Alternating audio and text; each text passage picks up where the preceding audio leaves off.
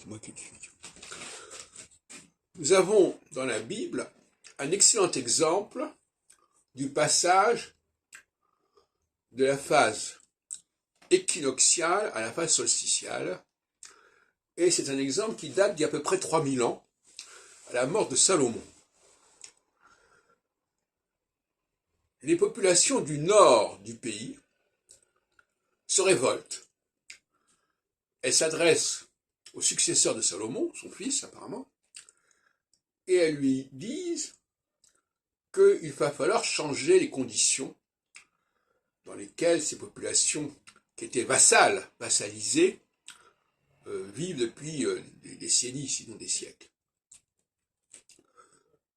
Ils ne sont pas entendus, leurs revendications ne sont pas entendues, on leur dit même de manière provocatrice que ça va être aggravé, et sur ces entrefaites se constitue un royaume, un autre royaume, un nouveau royaume, au nord du royaume de Judée, qui est le royaume de Jérusalem, le royaume de la dynastie David, Salomon, etc. Et ce royaume va s'appeler le royaume d'Israël. Donc, est-ce que vous voyez ce que je veux dire? Nous avons donc un ensemble qui était apparemment d'un seul tenant et qui était marqué par évidemment une certaine forme de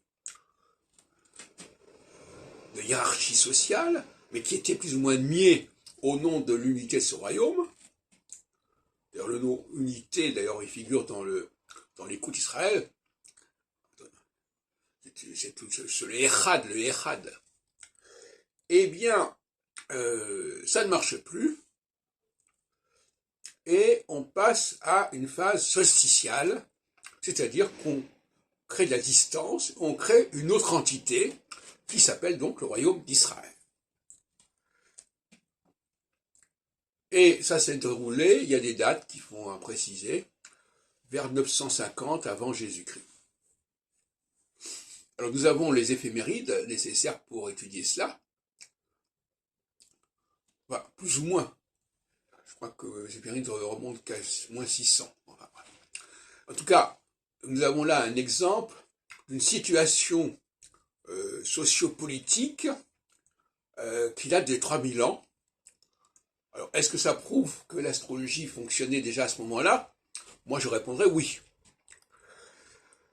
Et ça prouve aussi que nous avons un champ d'exploration du système horizontal, vertical, équinoxial, solsticial, extraordinaire, de plus de 3000 ans, et c'est à cela qu'il faut s'atteler, en fait.